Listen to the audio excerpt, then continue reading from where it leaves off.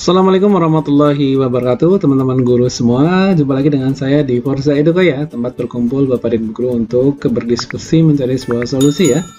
Baik teman-teman semua, kali ini saya akan membahas salah satu trik bagaimana menyikapi nanti ya agar kita bisa lolos di ujian seleksi ujian P3K Guru untuk tahap yang kedua ya. Untuk tahap yang pertama tentunya akan menjadi bahan acuan, kira-kira saya harus memilih tempatnya dulu ya, memilih tempat dengan pertimbangan-pertimbangan tertentu tentunya. Karena di tahap 2 ini tentunya nanti akan ada 4 kategori yang akan bersaing ya, mulai dari X kategori 2, kemudian guru honorer di sekolah negeri ini udah pasti ya. Tahap 1 berarti 1, 2 itu tadi yang tidak lulus di tahap 1 akan ikut lagi di tahap 2. Kemudian nanti guru swasta, kemudian juga bukan guru ya, kemudian teman-teman yang sudah PPG ya atau punya serdik juga. Nah sekarang semakin berat juga, yang makin berat adalah saingan-saingan dari guru swasta yang tentunya kebanyakan sudah mempunyai sertifikat pendidik dan juga lulusan PPG yang belum ngajar. Nah ini nanti untuk kompetensi teknisnya tentunya akan maksimal nilainya yaitu 500 poin ya. Oke, sebelum saya bahas lebih lanjut teman-teman, bagi teman-teman yang baru menemukan channel ini, silahkan klik like, share, komen, dan subscribe ya. Kemudian juga notifikasi loncengnya untuk dapatkan agar setiap kali saya upload video terbaru, teman-teman dapat notifikasi dari channel saya. Oke teman-teman, kita mulai saja. Nah, sebagai bahan acuan, teman-teman berarti harus mendownload kira-kira formasi yang masih belum terisi yang mana. Nah, kita klik saja ya. Kita buka SSCASN-nya, SSCASN. Nah, kemudian kita pilih layanan informasi hasil seleksi P3K Guru. Kemudian provinsinya, saya Jawa Tengah ya. Nah, kemudian teman-teman klik unduh hasil. Nah, saya contohkan yang di Cilacap ya. Ini karena sudah terdownload, maka tampilannya seperti ini. Berarti kita tinggal open saja. Nah, ini ya. Ada guru agama di SD Negeri Ciwuni 2 Kusigian. Ada satu formasi, tapi ternyata di sini yang jadi guru honorer juga satu ya, tapi dia tidak lolos dia ya. Nah, yang jadi bahan pertimbangan terutama adalah yang sering sekali jadi momok adalah kompetensi teknisnya ya. Dilihat kompetensi teknisnya. Nah, ternyata Ibu Erlina Susanti ini murninya 210, kemudian ditambah afirmasi masih 210. Berarti dia tidak mempunyai nilai tambahan afirmasi gitu ya untuk teknis ini. Nah, ini teman-teman semua ini bisa menjadi bahan acuan kalau memang nanti kompetensi teknisnya itu nilainya mungkin kalau SD kalau tidak salah 320 ya. Teman-teman merasa sanggup dengan Ibu Erlina untuk bersaing, silakan bisa mendaftar di sini ya.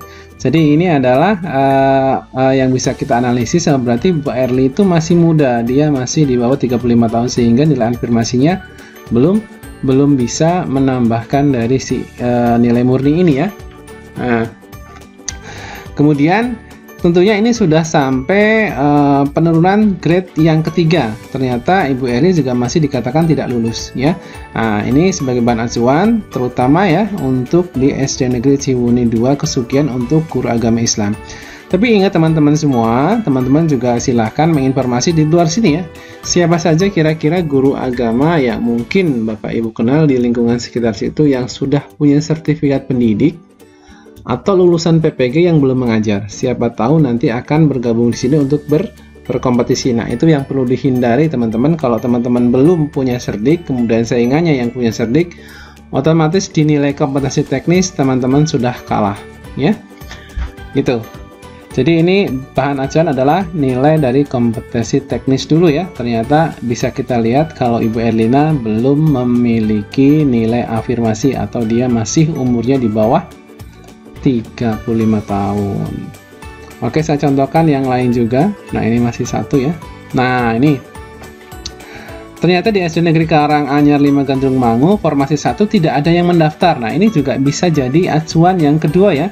Oh, berarti ini sepi, tidak ada peminat. Nah, ini teman-teman bisa memilih di bagian-bagian yang belum pernah terisi karena di tahap 1 tidak ada yang mendaftar di sini.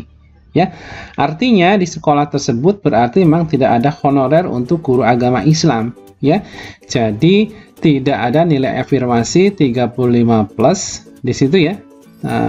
Kemudian tidak ada afirmasi untuk 50 plus juga, gitu ya. Tapi yang perlu disikapi teman-teman semua, tetap nanti yang akan jadi pemenang adalah nilai yang sudah Bapak Ibu guru yang sudah punya cerdik ya. Tentunya kompetisi teknisnya dia akan nilai sempurna, kemudian sosiokultural, wawancara dan manajerialnya tinggal dilihat saja apakah beliau yang punya cerdik itu bisa memenuhi dari nilai ambang batas atau tidak. Begitu, gitu ya. Nah, ini adalah tahap kita yang kedua. Silakan nanti kalau memang ini sepi pengunjung atau sepi pendaftar, berarti ini mungkin dikarenakan memang informasi-informasi di sini sudah jelas sekali. Memang di situ tidak ada guru honorer ya, tidak ada guru honorernya. Jadi kompetisinya nanti tentunya akan sama rata. Begitu ya teman-teman semua ya. Oke. Yang selanjutnya, nah ini guru agama Islam Bu Fendi. Ini kasusnya sama dengan ibu yang pertama tadi ya. Nah, ini tidak lulus, murninya 230, afirmasinya 230.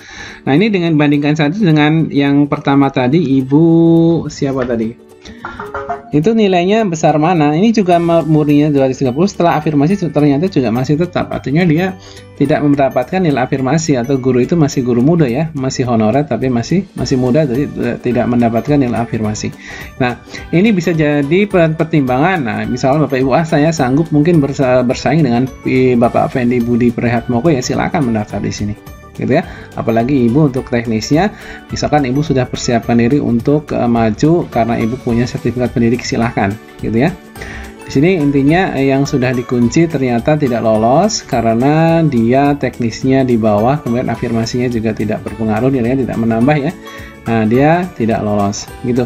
Itu sebagai acuan kedua ya. Berarti nanti yang pertama adalah lihat nilai-nilai dari guru-guru yang sudah mengunci tapi tidak lolos, kira-kira sejauh mana, apakah rendah? Kalau rendah berarti ikut saja untuk bersaing. Kalau misalkan tidak ada pendaftar atau sepi pendaftar, ya silahkan diambil saja gitu ya. Cuma yang jadi pertanyaan nanti, kira-kira kan kita nggak tahu kalau tidak menginformasi di luar sini, di sekitar Bapak Ibu, siapa yang punya cerdik dan tidak punya cerdik, kan begitu. Nah, kira-kira saya mau daftar di sini, ternyata saingan kita yang dari swasta juga punya sertifikat pendidik. Nah, itu yang akan kerepotan, dan itu tidak bisa ditebak tentunya ya, kecuali Bapak Ibu punya link dari teman-teman yang lain. Oh, ini Bapak ini punya cerdik tapi dia daftar di mana, Ibu ini punya cerdik tapi daftar di SD mana, intinya begitu ya. Nah, di sini ada lagi guru agama Islam, formasinya 1, kemudian yang lulus 1, ini sudah terpenuhi. Ini sudah terpenuhi semua ya. Saya contohkan, guru agama Islam banyak sekali ini formasinya. Nah, ini guru kelas biasanya banyak. Guru kelas yang sudah terisi. Nah, ini. Nah, ini contohnya Bapak Ibu. Ini guru kelas, ada 3 formasi. Ada 3 pelamar, artinya ini untuk tahap 1 tentunya di sekolah ada 3 honorer ya, nah, yang masuk di situ. Nah, ini untuk Bapak Fajar Purwanto, murninya 305, afirmasinya jadi 500 karena dia punya cerdik. Ini sudah jelas punya cerdik ya, otomatis dia auto lolos gitu. Kemudian Bapak Maskur juga kompetisinya 280, tapi dia juga lolos untuk P3, P yang ketiga ya. Berarti yang passing grade diturunkan semua ya, ini lolos. Tapi ini ternyata setelah diturunkan tetap saja tidak lolos. Jadi nanti masih ada kekosongan 1. Nah, pesaingnya berarti kan Inovi Riana Sari ya. Dia murninya 250, afirmasinya tetap 250. Berarti tidak ada penambahan afirmasi. Dia artinya guru masih baru mungkin di situ ya. Nah, ini teman-teman bisa jadi cek saja di sini, saya bisa bersaing atau mampu bersaing dengan Ibu Novi, ya silahkan daftar di sini. Nah, lagi-lagi yang jadi momok permasalahan adalah yang nanti pesaingnya dari swasta, nah, ya, yang dari swasta yang punya cerdik juga itu ya. Nah, ini kasus yang keempat, ada 4 formasi, ternyata di sini yang mendaftar ada 3, kemungkinan besar berarti di situ cuma ada 3 honorer di situ ya. Nah, ini ternyata setelah afirmasi nilainya tetap, artinya dia tidak ada penambahan afirmasi, artinya dia masih muda ya, mungkin masih pengambilannya masih baru, gurunya juga masih muda juga umurnya.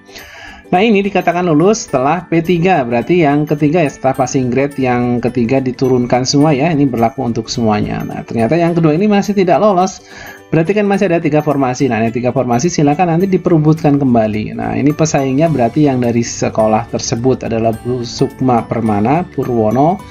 Nah, tinggal Bapak Ibu tinggal kira-kira saya mau di sini sanggup tidak ya. Nah, ini kan ada 2 dari sana, sedangkan sisa satu kan berarti di luar. Yang kedua ini otomatis sebenarnya dikunci, nanti itu tahap 2 itu tetap mengunci formasi di tempat dia mengabdi ya, otomatis 2 ini sudah mengunci. Asalkan dia passing grade tentunya dia akan lolos, intinya begitu. Tapi yang satu ini kan tidak dimiliki ini ya, bebas artinya yang satu ini ya. Tinggal Bapak Ibu guru nanti pesaingnya ya tentunya dari yang luar juga, yang luar yang punya sertif, intinya begitu. Nah, ini adalah trik-trik bagaimana kita menyikapi agar kita lolos di tahap yang kedua ya. Ini masih banyak formasi yang belum terisi.